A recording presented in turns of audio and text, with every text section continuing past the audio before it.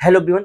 Waste concept series में आपका एक बार फिर से स्वागत है। एक बहुत ही प्यारा क्वेश्चन आपकी स्क्रीन के सामने है। अगर आपने इस क्वेश्चन का कॉन्सेप्ट पढ़ा है तो निश्चित रूप से ये क्वेश्चन विद इन सेकंड का है मेरे भाई। अगर आपने कॉन्सेप्ट सही से नहीं पढ़ा है तो निश्चित रूप से ऐसे क्वेश्चन आपके एग्जाम के लिए सरदर्द साबित हो जाते हैं। आइए क्वेश्चन में क्या कहा जा रहा है देखते हैं।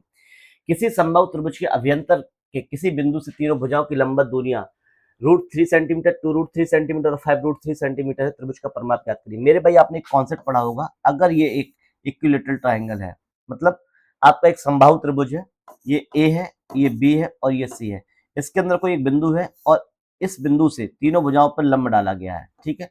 ये जो लंबवत दूरियां होती हैं, इसको मैं P1 मान लेता हूँ, इसको मैं P2 मान लेता हूँ, इसको मैं P3 मान लेता हूँ। तो ये P1, P2 और P3 का जो योगफल होता है वो समबाहु त्रिभुज की ऊंचाई के बराबर होता है मेरे भाई। ये बात आपको पता होनी चाहिए।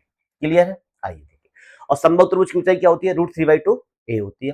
अब देखिए P1, P2, P3 की वैल्यू दी गई है 5, 2, 7, 1, 8। ये तीनों का योगफल कितना है? 8√3 बराबर √3/2 ए। क्लियर है? √3 से √3 कट गया मेरे भाई। ए बराबर कितना आ गया? 16 आ गया। आपसे पूछा क्या जा रहा है? त्रिभुज का परिमाप। त्रिभुज का परिमाप क्या होता है? सम ऑफ ऑल साइड। अगर एक भुजा 16 है तो निश्चित रूप से मेरे भाई तीन भुजा कितनी हो जाएंगी? 48 हो जाएंगी। क्लियर है? ऑप्शन सी आपका आंसर हो जाएगा। आ रही है मेरे भाई बात समझ में? उम्मीद है आपको ये कॉन्सेप्ट बहुत पसंद आया होगा, बहुत प्यारा लगा होगा मेरे भाई। हर एक चीज आपको बहुत अच्छी समझ में आ गई होगी। उम्मीद करते हैं आप लोग मेरे कंटेंट को दूसरे लोगों को रिकमेंड भी करेंगे। आपको मेरा कंटेंट पसंद भी आता होगा। Thank you.